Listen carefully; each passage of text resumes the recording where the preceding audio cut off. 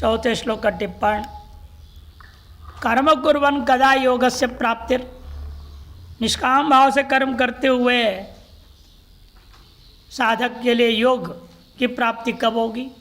इति चेदाह यदा इति कर्मसु तत्प्राप्य विषयेषु च अनुषंगः अहंतया ममतया च तादात्म्यापत्तिरेव स च योगारोहणे प्रतिबंधकत्वात् तद अभावस्यैव योगारूढ़त्व साधनम इति द्योतयितुं ही शब्दः। प्रसिद्ध द्योतक को निपात प्रयुक्त। ही शब्द प्रसिद्धि द्योतक निपात के इसलिए प्रयोग किया ताकि ज्ञापन कर रहे हैं कि कर्म और से प्राप्य जो विषय सुख दुख आदि भोग, उनमें अनुषंग, अनुषंग मतलब क्या? अहमते और ममतया तादात्म्य आपत्ति, अहम भाव से युक्त होना ही अनुषंग है। वह योगारोहण में सबसे बड़ा प्रतिबंधक है। तार्श अहम मम भाव रहित होना तद अभाव से वह योगारूढ़ साधनम, उसके अभाव ही योगारूढ़ के प्रति साधन है। इस बात को ज्ञापन कर रहे हैं यहाँ। एतस्मिन् संकल्प एवं मूलम, और उसमें भी क्या है? संकल्प ही मूल है। तस्य च कार्यम काम, और संकल्प का कार्य क्या है? कामना है। काम संकल्प और अभावे योगारूढ़त्वं सिद्ध्यति। अतः काम और कारण संकल्प ये दोनों का न होने पर, कार्य कारण का न होने पर योगारूढ़त्व स्वतः सिद्ध हो जाता है। अतएव उक्ता सर्व संकल्प संन्यासी थी, इसलिए कहा गया सर्व संकल्प संन्यासी। अग्रे च वक्ष्यति, आगे भी कहेंगे, सर्वारंभ परित्यागी गुणातीत सोचते। इस प्रकार से भाष्यकार अवतरण का दे रहे हैं अगले श्लोक के लिए, 5वें श्लोक के लिए। यदा एवं योगारूढ़ तदा तेन आत्मा आत्मना उद्धृतो भवति संसाराद अनर्थव्रातात्। कहते हैं कि जिस प्रकार से योगारूढ़, जब इस प्रकार से योगारूढ़ हो जाएगा, यदा एवं योगारूढ़, जब इस प्रकार से योगारूढ़ हो जाएगा, तदा तब तेन आत्मा, तब यह आत्मा अपने से आत्मना एवं उद्धृतो, स्वयं से स्वयं को उसने मान लो उद्धार कर दिया। किससे ऊपर उठा लिया? न संसारात अनर्थव्रातात्, अनर्थ समूह रूपा इस संसार से अपने आप को उसने उद्धार कर लिया, समझ लो। अतः इति उद्धरेद आत्मना आत्मानम इत्यादि। संक्रांति अवतरण का दे रहे, मुमुक्षु दुर्लभम मानुषम, मुमुक्षु के लिए सबसे पहली बात तो दुर्लभ है मानुष शरीर। तत्रापि ब्राह्मण, उसमें भी ब्राह्मण शरीर का देहम, उसको प्राप्त करके प्राप्य सत्सद विवेक संपादन योग्यम स्वोद्देशेन कृत श्रौतादि सत्कर्म भीर भक्त्या च प्रसन्न परमेश्वर प्रसाद संपन्नो भूत्वा समाय सान संपत्त्या सद्गुरो सकाशात् श्रवण मरणं च कृत्वा ब्रह्मेवमिति स्वात्मना ब्रह्म ज्ञात्वा योगारूढ़ सन् चिदेकरस ब्रह्मात्मना यदा तिष्ठति तदा। इसका सदुपयोग करते हुए वह ब्राह्मण शरीर, मनुष्य शरीर और उसमें मोक्षता को अनेक जो है जन्मों के साधन के कारण से प्राप्त हुआ है, उसको प्राप्त करके सत्सद विवेक संपादन योग्यम, सत्सद विवेक की संपादन करने योग्य और स्व उद्देश्य कृत श्रौतादि सत्कर्म भी, स्व मैंने आत्मा को ही प्राप्त करने के उद्देश्य से, मैं आत्मा का अनुभव करना चाहता हूँ, इसी उद्देश्य से किया उसने पहले श्रौतादि सगल सत्कर्मों को तद्वारा एवं भक्तिया च, भक्ति से प्रसन्न कर दिया उसने परमेश्वर को। प्रसन्न परमेश्वर प्रसाद संपन्नो, प्रसन्न हुए परमेश्वर की कृपा से युक्त हो गया, हो करके भूतवा समाज साधन संपत्तिया, समाधि जो साधन है इनसे संपन्न होकर सदगुरु सकाशात, सदगुरु के चरणों में बैठ करके श्रवण और मनन कर लिया। श्रवण मनन च कृत्वा अनुभव क्या किया? ब्रह्मैव अहमिति, ब्रह्म ही मैं हूँ। इसे स्वात्मना ब्रह्म ज्ञाता, अपने से ही ब्रह्म को जान करके वह जब योगारूढ़ होता है योगारूढ़ सन चिदेक रस ब्रह्मात्मना यदा तिष्ठति चिदेक रस ब्रह्म रूपेण ही वो स्थित हो जाता है। जब तब तदा खलु अयम संसार दुख सागरे मग्नम आत्मानं स्वयमेव समुद्धृत्य, तब यह संसार जो दुख सागर है इसमें जो डूबा हुआ था अपने आप को मानो एक तरह से इस सागर से ऊपर उठा लिया, स्वयं में समुद्धृत्य अपने आप को उद्धृत करके यहाँ से निकाल करके मोक्ष साम्राज्य सुखे। मोक्ष साम्राज्य क्या है? आनंद सागर सुख रूप है, उसमें संस्थापितवान भवती, स्थापित कर लिया है अपने आप को। समझो यथा जिसलिए ऐसा है, तथा इसलिए ब्राह्मणादि विवेक संपन्न मनुष्यत्व ब्राह्मणत्व विवेकित्वादि सिद्ध है। इसे ब्राह्मणादियों के द्वारा जो विवेक आदि से संपन्न है वो अपने को प्राप्त इन चीज़ों को ध्यान में रखते हुए मनुष्यत्व ब्राह्मणत्व विवेकित्वादि जो सिद्ध है, सिद्ध होने पर साफल्याय, इनकी सफलता के लिए क्या करें? वो सर्वम संन्यस्य, थोड़ा गलत छपी है, सर्वम बनाओ, सर्वम संन्यस्य, सबको त्याग करके प्रयत्न संसाराप्ति निमग्नस्य, प्रयत्न पूर्वक संसार सागर में डूबे हुए अपने आप को आत्मना समुद्धरणम अवश्यम कर्तव्यम, अपने आप का समुद्धरण अवश्य करना चाहिए। इस बात को प्रदान कर रहे हैं भगवान। आह उद्धरेदात्मनात्मानं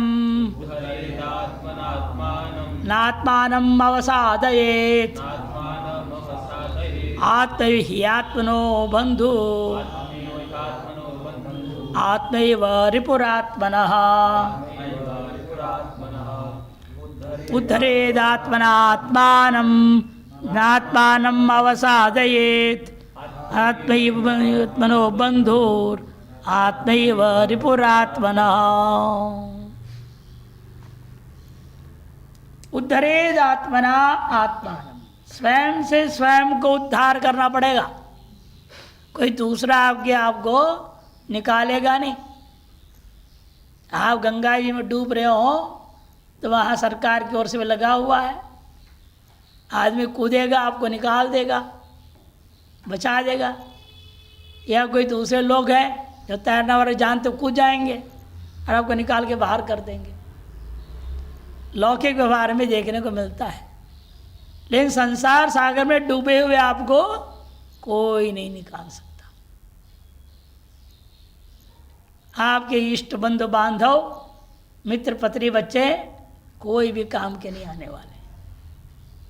इस संसार सागर में डूबे हुए को अपने आप को ही निकालना पड़ेगा, स्वयं कोई नहीं निकाल सकता है। इसलिए क्या कहा प्रश्नोत्तर का पहला श्लोक में कहा, अपार संसार समुद्र मध्य निमज्जतो में शरणं किमस्ति गुरु कृपालो कृपया वदेतत् विश्वेश पादाम्बुज दीर्घ नौका। भाष्यकार लिखते प्रश्नोत्तरी में, अपार संसार समुद्र मध्य, एक ऐसा संसार है समुद्र अपार है, इसका पार का पता ही नहीं, आर पार कुछ पता नहीं। ऐसा विचित्र संसार समुद्र है जिसे कोई तट ही नहीं है। ये माया है, माया का आदि अंत है ही नहीं, माया में जगत का भी आदि अंत नहीं हो सकता। अपार संसार समुद्र मध्य, इसके बीच में, अरे किनारे में होता तो जल्दी निकल भी जाता, अब बीच में पड़ गया है।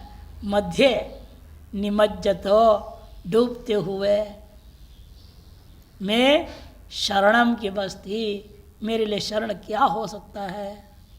हे गुरु हे कृपालो कृपया वदे तत्, आप कृपा करके हमें इस बात को बताइए, किसके शरण में जाऊँ मैं ताकि संसार से निकल सकूं। तो जवाब में अंतिम पंक्ति आता है, विश्वेश पादाम्बुज दीर्घ नौका। बहुत बड़ा जल जहाज के समान है ये, दीर्घ नौका है। क्या? भगवान के चरण कमल। ईश्वर प्रणिधानाद्वा, इसलिए कहा ईश्वर प्रणिधान के अलावा और कोई रास्ता नहीं। ईश्वर के संविधान को स्वीकार करो। ईश्वरीय संविधान, वेद और स्मृतियाँ, उनमें जो कहे हुए कर्मों को निष्काम भाव से करते रहना, तो ईश्वर अपने आप आपके ऊपर कृपा करेंगे। यहाँ पर अभी कहा था पूर्व अवतरण का भी प्रसन्न परमेश्वर प्रसाद संपन्नो, और तभी होता है जब ईश्वरीय शासन को हम मानेंगे। और ईश्वर शासन उल्लंघन करेंगे तो कौन, हम ईश्वर थोड़ी, हम जितने भी बोलते रहे हम ईश्वर शरणागत और ईश्वर का शासन विरुद्ध चल रहे हैं, तो तुम्हारा सारा नौटंकी है कि लोग कुछ नहीं, ड्रामा है। कोई ईश्वर शरणागत नहीं है। ईश्वर शरणागति तभी मानी जाएगी जब ईश्वर का संविधान को स्वीकार करो, उनके अनुशासन को स्वीकार करो, पालन करो, तभी माना जाएगा। कोई आपसे आकर के महाराज हम आपके शरणागत हैं, आप कृपा करो, लेकिन आप हम कोई बात नहीं मानेंगे, तो क्या करेंगे आप? शरणागति स्वीकार करेंगे? उसको मदद करेंगे? जब वो कह रहा है आपका कोई बात मुझे मानना ही नहीं, फिर भी आपकी शरणागत तो मुझे मदद करो। कोई मूर्खी होगा ऐसे को मदद करेगा? विवेकी तो नहीं कर सकता है। हमारे शरणागत और हम जो कहो ना माने तो क्या फायदा उसको कुछ भी मदद करने का। हम सही रास्ता बताए उसके अनुसार वो चलेगा तो उसका भला होगा, तो मदद करने का भी सार्थकता है।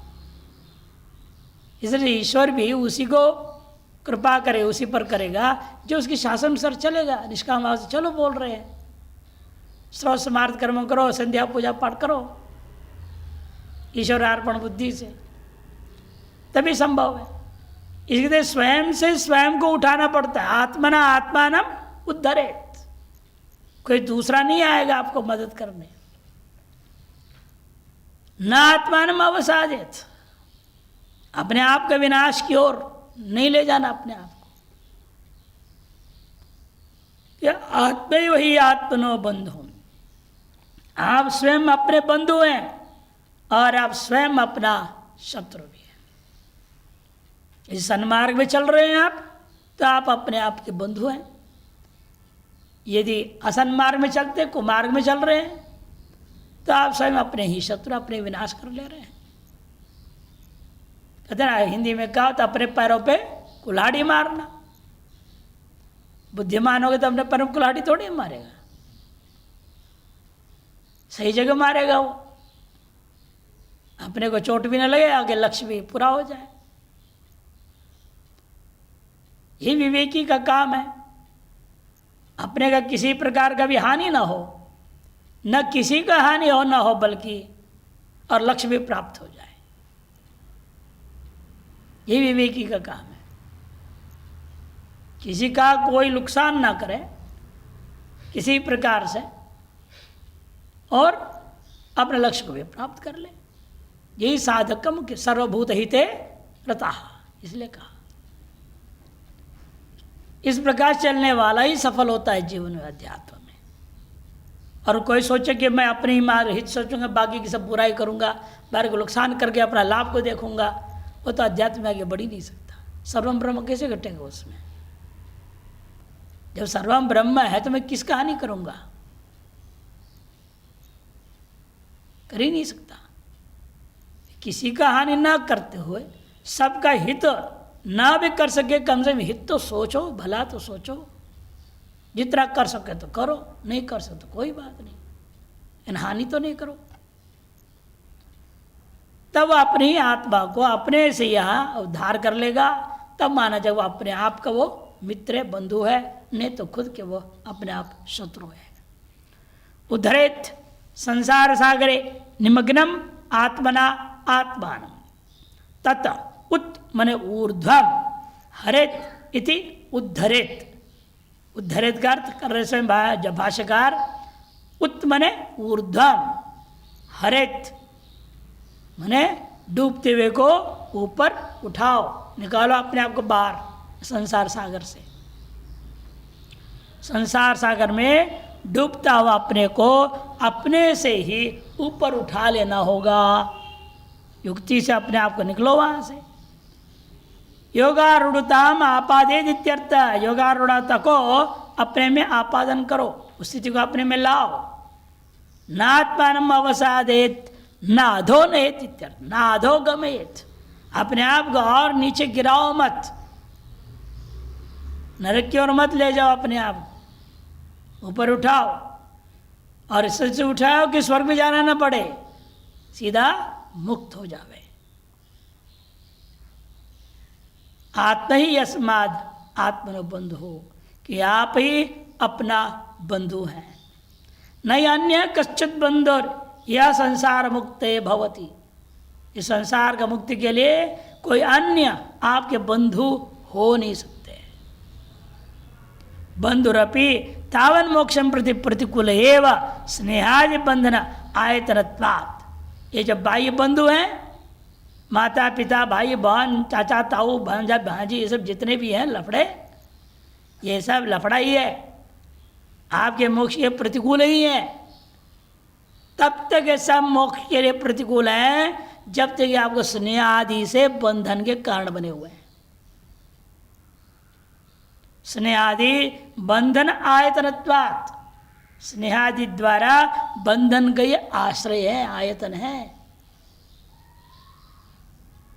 तस्माद् युक्तम अवधारणम आत्म ही वही आत्म बंधुरति, इस एवकार के द्वारा जो अवधारण किया, दृढ़ता और निश्चयात्मक कथन कर रहे हैं, वो उचित ही है कि आप अपने ही अपने आप का बंधु हो सकते हो, कोई दूसरा आपका बंधु नहीं हो सकता। बार बार कहता हूँ, जब तक जो है बच्चे हैं तब तक उन्हें फीस की ज़रूरत है, खर्चा पानी की ज़रूरत है।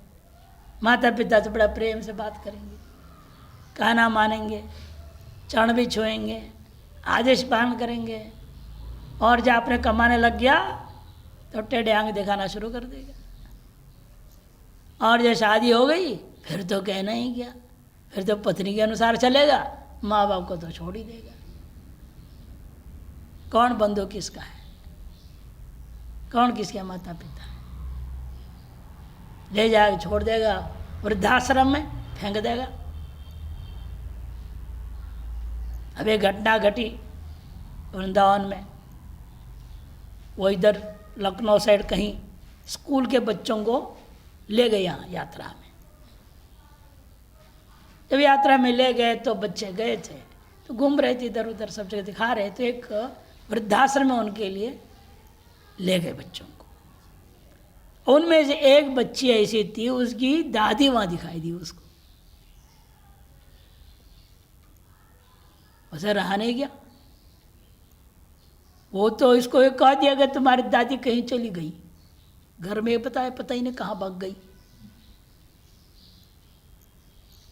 और फेंक दिया गया था वहाँ वानप्रस्थ आश्रम में।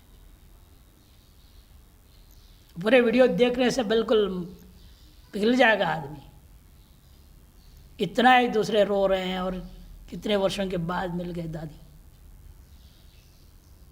समझते नहीं बच्चों के लिए दादा दादी कितनी आवश्यक है। संस्कार तो वही देते हैं, माँ बाप थोड़ी देते संस्कार, और उनसे जितना दूर रखोगे संस्कारहीन हो जाएंगे।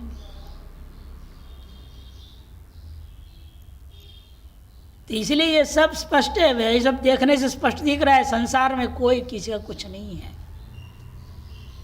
अब सांसारिक सुख के लिए भी एक दूसरे का वास्तविक है ही नहीं, कि स्वार्थ से शोषण कर रहे हैं। मैं इसको शोषण कहता हूं, प्रेम भी नहीं, धोखा ही है। बच्चे माँ बाप का शोषण कर रहे हैं, बाद में माँ बाप बच्चे का शोषण करने की चेष्टा करते हैं। सफल हो विफल हो बात अलग है। प्यार के नाम पे शोषण होता और कुछ नहीं होता। इसे मोक्ष मार्ग में सब प्रतिकूल ही है कि स्नेह प्रेम नाम से, प्यार नाम से बांध करके फंसा देता है। इसे श्रुति या स्मृति ने स्पष्ट कहा है कि स्वयं आप अपने ही बंधु हो सकते हो, कोई दूसरा आपका बंधु मोक्ष मार्ग में तो हो ही नहीं सकता। और इस बात को समझे भी ना, आप इस जाल में रहोगे तो आप अपने ही शत्रु समझो। आत्मैव रिपो शत्रु यो अन्यो अपकार्य, और आप ही अपना शत्रु है। नान्यो अपकारी बाह्य, बाह्य कोई आपका अपकार करने वाला आपका शत्रु नहीं है। अन्यो अपकारी बाह्य शत्रु न सोपि आत्मप्रयुक्त एवं, कि वह भी आत्मप्रयुक्त ही है। आप ही के कारण से आपके शत्रु बन गए, नहीं तो कोई आपका शत्रु थोड़ी है। आप ही के भक्त आपके शत्रु हो जाएंगे। आप गलत व्यवहार करो, शत्रु हो जाएंगे नहीं क्या? मैंने आपके भक्त आए हैं, पति पत्नी बेटी आई हुई, बेटा आया हुआ है, आप उसे गलत हाथ लगा दिए तो गलत व्यवहार करोगे तो क्या होगा? वो सब शत्रु हो जाएंगे। इसीलिए बाहर जो हमारे शत्रु में लग रहे हैं उसके भी कारण हम ही हैं। क्या हम स्वयं के शत्रु हो गए हैं तब बाहर के भी हमारे शत्रु हो जाएंगे। सोपि आत्मकृत प्रयुक्त एवं इति युक्तम एवं अवधारणम, इसमें भी अवधारण जो कि उचित है। आत्मैव पुरात्मरहिति, आप ही अपने शत्रु हैं। संक्रांति टीका उद्धरेदिति उद्धरेता पुत्र मित्र कलत्रादि गोचर महामोह आवर्त शताकुले काम क्रोध लोह अहंकार ममकार आदि चित्त विकार महाग्राह समुजृंभिते। ये संसार को इतना लंबा चौड़ा वर्णन कर रहे हैं। हाँ, 5.5 पंक्ति बोल रहे हैं, संसार को समझा रहे हैं। संसार कैसा है? पंचभूतात्मक संसार के लिए 5.5 पंक्ति। पहला बोलते देखो, एक एक करके लीजिए, लंबी है ना पंक्ति, से हिस्सा करके लो। पुत्र मित्र कलत्रादि विषय, गोचर माने विषय, पुत्र मित्र पत्नी आदि जो विषय है, यही क्या है? महामोह आत्मक आवर्त से आकुल है। ये संसार समुद्र क्या है? इनके आवर्त माने भंवरों से युक्त है। अरे भंवर में फंस जाता है ना, पानी में क्या होता है? सर्कल सर्कल आता है, उसको क्या बोलते हैं? विरलपूल। विरलपूल बोलता है अंग्रेजी में, उसको भंवर बोलते हैं। और उसे फंसते हैं। जैसे ये पुत्र मित्र कलत्र सब क्या है? भंवर के समान है, जैसे फंस गए वो, निकलना मुश्किल है वहां से। इनको भंवर का सादृश दे रहे हैं। आवर्त शताकुल, वो भी एक दो नहीं सैकड़ों हैं। और काम क्रोध लोभ अहंकार ममकार आदि चित्त विकार महाग्राह, ये आपके चित्त के अंदर जो विकार है ये सब मगरमच्छ, बड़े बड़े मगरमच्छ। काम क्रोध लोभ अहंकार ममकार आदि चित्त के जो विकार है ये महाग्राह के समान है, बड़े बड़े मगरमच्छ के समान है। क्रोकोडाइल अंग्रेजी में कहते हैं, क्रोकोडाइल। समुजृंबित, इनसे उजृंबित, उनसे दिव्यता को प्राप्त हुआ ये सब नानाविध महारोग तिमिंगल कोटि विराजित। और कैसा संसार समुद्र? नाना प्रकार के महारोगात्मक तिमिंगल। तिमिंगल है, किसी को कहते तिमिम गलत हुई थी, निगलती थी, तिमिंगल। तिमी नामक इतने बड़े बड़े मछली होते हैं, उनको ग्राउंड करके निगल जाए, उसका नाम तिमिंगल, बड़ा मछली। और तिमिंगल को भी निगलने वाला वेल जैसा, बहुत बड़ा होता है वेल जैसा, वो मछली के समान है। क्या? ये जितने भी रोग हैं आप ही के शरीर को खाने के लिए तैयार बैठे हुए हैं। इसलिए इनको रोगों को क्या कहा? तिमिंगल। तिमिंगल, तिमी को खाने वाला तिमिंगल, और तिमिंगल को भी खाने वाले को तिमिंगल कहा जाता है। ऐसे महान मछलियों के समान जो सबको समुद्री जलचरों को खा जावे, ऐसे आपके शरीर के सारे अंग प्रत्यंग को खा जाने वाला है। ऐसे रोग, भयंकर भयंकर रोग आपके शरीर में आ जाते हैं। तादृश संसार है, विराजित है। अशनाया पिपासादि महाकल्लोल उद्वेलिते, और भूख प्यास आदि महाकल्लोल से उद्वेलित है। ये समुद्र में क्या होता है, कई बार ऐसे ज्वार बाहर निकलता है, ऐसी आवाज़ होता है, साथ में अब खड़े हो तट पे, आपके घबराहट हो जाएगी, इतनी भयंकर आवाज़ के साथ। और यही देख लीजिए आप, जब ये बाढ़ आ जाए गंगा जी में, यहाँ खड़े खड़े आपको वहाँ की आवाज़ इतना जोर जोर से आता है, डर लगता है कि यहीं आ गई गंगा जी, लगता है बाढ़ यहीं आ गई, इतनी जोर का आवाज़ आता है यहाँ। और समुद्र में तो कहना ही क्या है, वहाँ के ज्वार बहुत ताल तरंग होते हैं, इतनी जोर से आवाज़ करते हैं। ये जो भूख प्यास के अंदर से जो चिल्लाहट हो रहा है ना, इसकी सादृश्यता दिया। जो ज्वार भाट के भयंकर आवाज़ है उसके समान है ये भूख प्यास आदि जन्य जो अंदर की जो पुकार है। आसना असना पिपासा आदि महाकल्लोल उद्वेलित है, तापत्र निबिड़ वड़वानल ज्वाला माल संवित। और तापत्र, तापत्र कौन, आध्यात्मिक ताप, आदि भौतिक ताप और आदि दैविक ताप। इन तापत्रय से निबिड़ एकदम घनीभूत हुआ है और आग निकल गया। जैसे समुद्र में इधर से तरंग है उधर से तरंग है, दोनों धार से मारते तो आग निकल जाता है, उसका नाम है वड़वानल। वड़वानल बोलते उसको संस्कृत में, समुद्री आग। समुद्र में जो आग होता है, जल से उत्पन्न आग है वो, आपस में जब टकराते, जैसे दो बादल टकराते तो क्या होता है, धैर्य से बिजली गिरता है, धड़ाक से, कड़ाकड़ा से, आपस में बादल टकरा रहे वो, उसमें से बिजली होती है। जैसे भयंकर जो तूफानी दौड़ तेजी से जल आ जाए, समुद्री तरंग आपस में विरोध में खड़ा टकरा जाए, तब वह आग निकलता है, वो समुद्री आग को वड़वानल कहते हैं। उसके समान आपके अंदर तापत्रय का घनीभूत हो चुका है, आग लगा हुआ है।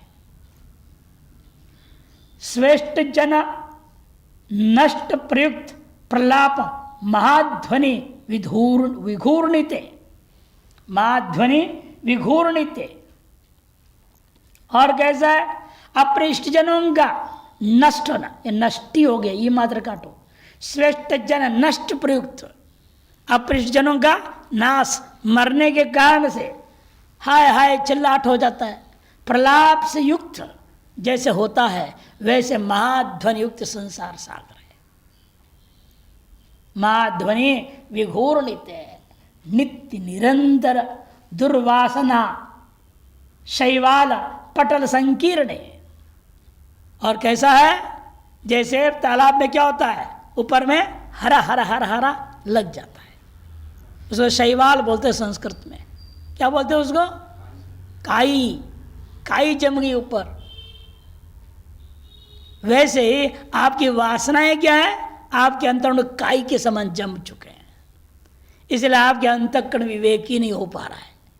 जैसे वह जल हमें दिखाई नहीं देता है, शुद्ध साफ पवित्र जल है, नहीं दिखाई देता, सिर्फ आपके अपनी शुद्ध साफ अंतःकरण को आप अनुभव नहीं कर पाते हैं। ये वासना रूपी काई उसको ढक दिया है। नित्य निरंतर जो दुर्वासना है वे आपको शैवाल के समान घेर रखे, पटल संकीर्ण, विषय विष परिपूर्ण। और इस कारण से क्या हो गया, उन दुर्वासनाओं के कारण से विषय विष से परिपूर्ण हो चुका है। विषय भोग करने की इच्छा लगा हुआ है, ये चाहिए वो चाहिए, ऐसा चाहिए वैसे चाहिए, और उस चक्कर में वो जहर जैसे काम कर रहे हैं आपके अंदर। विषय विषय परिपूर्ण संसारार्णवे, ऐसे संसार के सागर में निमग्नम जन्म मृत्यु जरा दुखे न हता अस्मि। जन्म जरा मृत्यु आदि दुख से आप चिल्लाते रहते, हतो अस्मीति आक्रोशंतम आत्मानम। ऐसे दुख से पीड़ित होकर आक्रोश करता हुआ अपने आप को कैसे उद्धार करेंगे, यहां से निकालेंगे कैसे से, समुद्र से। स्वम आत्मना, आपको अपने से ही उठाना पड़ेगा। अपने से कैसे उठाएंगे, आपने बोला दुर्वासा रूपी शैवाल से ढका हुआ है, नहीं सबको काट सकते हो। जैसे सूर्य उगते ही अंधकार है कि नहीं, कोहरा सब खत्म हो जाता है, उसी प्रकार से श्रद्धा भक्ति समाराधित परमेश्वर प्रसादवता, श्रद्धा और भक्ति से युक्त होकर के सम्यक प्रकार से आराधित जो परमेश्वर की कृपा से। इसमें जब जब मौका मिले तब तक श्रद्धा भक्ति से ईश्वर की आराधना करो। इसलिए समझते नहीं, हिंदू लोग बोलते कई मूर्ख, अरे इतने त्यौहार है, हर महीना 10-10 हज़ार 5,000 खर्च हो जाता है, फालतू खर्चे हैं। अरे नहीं, तुमको ये ऋषियों ने इसलिए जो किया है ताकि हर महीने कम से कम एक बार तुम भक्त श्रद्धा से ईश्वर की आराधना कर सको, जो अन्य किसी भी धर्म में नहीं है ये सुविधा। ऐसे संसार सागर डूबते हुए को ये मौका तो मिला है श्रद्धा भक्ति से एक बार, कम से कम महीने में एक बार, हर महीने में एक त्यौहार जरूर होता है। ऋषियों ने ये संरचना इसलिए की है, ये नहीं तो संसार सागर में डूब ही जाएगा, मर ही जाएगा, खत्म हो जाएगा, नरक में चला जाएगा, पाप ही पाप कर जाएगा भोग के चक्कर में। इसलिए उन्होंने जान के अवसर दिया, जितने कमाए हुए हो उसे 10% एक त्यौहार में खर्च कर दो, श्रद्धा भक्ति से लग जाओ वहां पे। अंतरण शुद्धि के रास्ते खोले उन्होंने। ये आपके पैसे बर्बाद करना नहीं है, आपके पैसे का सदुपयोग करा रहे हैं। जो भोग में बर्बाद हो तो करते क्या आप? मान लो अब दिवाली आ रही है, दिवाली के लिए 50,000 खर्च करेंगे मान लो। यदि दिवाली ना होता तो वो 50,000 क्या करते? 50,000 से आप दारू पीते, कोई अंडा मांस खा जाता, कोई जाकर अय्याशी करता गोवा में। पैसे की बर्बादी तो करता और क्या करता कि पैसे खाने की चीज तो है ही नहीं। बल्कि आपके पैसे यहां लग गया, धर्म में लग गया, कमाए पैसे के शुद्धिकरण हुआ कि नहीं हुआ? और इस बहाने भगवान का नाम लिए, पूजा पाठ किए, दिया जलाए, कुछ दियाओं को खरीद के लाए तो गरीब का भी भला हो गया। तो लोक कल्याण का दृष्टिकोण के साथ स्व कल्याण यहां पर निहित है। इसे ऋषि पराओं ने हमारे लिए हर महीने में 1 या 2 त्यौहार जोड़ दिया, ताकि हम श्रद्धा भक्ति से समाराधित उस परमेश्वर की कृपा के पात्र हम बन सकें। प्रसादवता सत विवेक वैराग्य शमद माज साधनवता। तब हम क्या करेंगे? हमारे सद असत विवेक जगेगा, वैराग्य होगा, शमद माज साधन से युक्त हो जाएंगे। तत्फलस्वरूप सदगुरु मिलेंगे। श्रवणादि समुत्पन्न आत्मज्ञानवता, श्रवण निध्यासन के द्वारा सम्यक प्रकार से उत्पन्न आत्मज्ञान वाले हो जाएंगे तो स्वेनैव स्वम उद्धरेत। तब हम अपने से अपने को इस संसार सागर से उद्धृत कर दिया समझो। स्वेनैव समुद्धरेत, स्वोद्धरणे स्वयमेव उक्त लक्षण संपन्ना साधनम अनुत्तमम नान्यत। इसलिए स्वयं के द्वारा स्वयं को उद्धार कर लेने में, स्वयं के लिए उक्त लक्षण से संपन्न होकर के साधन जो अनुत्तम साधन है उसके अलावा और कोई साधन हो ही नहीं सकता। ये एकमात्र तरीका है आपके संसार सागर से बाहर निकलने का। सत्येव उक्त लक्षणे साधकतमे कार्यम साधनांतरम च सिद्ध्यति नान्यता। सत्येव उक्त लक्षणे, इस उक्त लक्षण वाले साधकतमे कार्यम, साधकतम वस्तु के होने पर जो श्रेष्ठतम साधन है, अनुत्तम साधन है, इसे प्राप्त करने पर ही जो कार्य है आपका, क्या कार्य है? मोक्ष, स्वयं के संसार से उद्धृत करना, वह कार्य अनायास ही सिद्ध होगा। साधनांतरंच न सिद्ध्यते, साधनांतर की कोई अपेक्षा नहीं है, नान्यता। और अन्य प्रकार से कोई भी साधनांतर आपको इसे उद्धार कर नहीं सकता। ततो विचक्षण मुक्षुर उक्त लक्षणवता, इसीलिए बुद्धिमान जो मुमुक्षु है उक्त लक्षण वाला हो जाए और स्वेनैव स्व उद्धरणम कुर्यात, स्वयं से स्वयं का उद्धार कर लें। यथा महाज्वरादि प्रचंड रोग दुख निमग्नम आत्मानम स्वयमेव प्रतिकूलम अपत्याचरणादिकम अपास्य दिव्यौषध पथ्य सेवन निरतो भूत्वा प्रयत्नेन रोगाद उद्धरति तथा। एक और दृष्टांत समझा रहे हैं, जिस प्रकार से आपको मान लो महाज्वर आदि प्रचंड रोग घुस गया, उससे दुख से पीड़ित है आप, दुख से डूबे हुए हैं, अब क्या करेंगे? तब जो भी वैद्य बोलेंगे वो सब परहेज करोगे, ये नहीं खाना वो नहीं खाएंगे, अगर ये दवाई है समय खाना वो समय बिल्कुल खाएंगे। पथ्य और औषधि वही समझा रहे, क्या करते आप? स्वयं प्रतिकूलम जो अपत्य आचरणादिकम, अपत्य आचरणादि को अपास्य त्याग देते हो और दिव्य औषध पथ्य सेवन निरत हो, दिव्य औषधि के साथ उक्त पथ्य का सेवन में निरत हो जाते हो तो रोग अपने आप खत्म हो जाता है। प्रयत्न न रोगाद उद्धरति, इधर प्रयत्न पूर्वक आप अपने आप को उस रोग से उद्धरित कर देते हो। यथा तथा, इसी प्रकार आपको यहां क्या करना है? भूत दाहियान आपस्तंभोक्तान क्रोधादि दुर्गुणान तत्कार्याणि च अपास्य, इन भूतों को जलाकर राख कर देने वाले हैं, आपके विनाश करने वाले हैं। ऐसे कौन कहता है? आपस्तंभ महर्षि। उन्होंने अपने आपस स्रोत सूत्र में, धर्म सूत्र में लिखा है, ये क्रोध आदि जो दुर्गुण है ये आपके विनाशक है, ये महारोग है आपके अंदर। काम क्रोध लोभ मोह मद मात्सर्य, ये 6 चीजें महारोग है। उसी प्रकार जिसके शरीर के अंदर कैंसर भी हो, डायबिटीज भी हो, हार्ट प्रॉब्लम भी हो, हाई ब्लड प्रेशर भी हो, किडनी फेल, लिवर फेल, 6 खत्म। वैसे 6 चीजें आपके अंदर। इसके लिए क्या करना पड़ेगा? पथ्यापत्य समझना पड़ेगा, दिव्य औषधि समझना पड़ेगा। पथ्यापत्य के हैं क्या यहाँ पर? इनको त्यागो, पहले सबसे पहले इन्हीं को त्याग दो, क्रोधादि 6 को।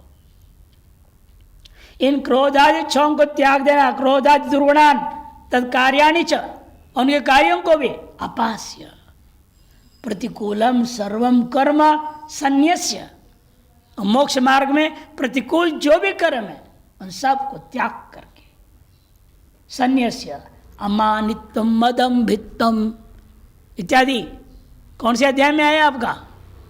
13वें में। तो अमानित्वम अदम्भित्वम आदि जो वहाँ शायद 27 कुछ बताया है, उन सब को जीवन में अपनाना पड़ेगा। उस सब को जीवन में अपनाओ तब जाके काम बनेगा। तो सद्गुरो सन्निधो, वो सब आत्मगुणों का सेवन करके, अमानित्वादि नाम आत्मगुणानांच सेवया, सेवन करते हुए सद्गुरो सन्निधो, जिसे दवाइयों का खाना पड़ता है रोग के लिए, अपत्य को त्याग दो, दवाइयों को खाओ और पथ्य सेवन करो। अपत्य कौन है?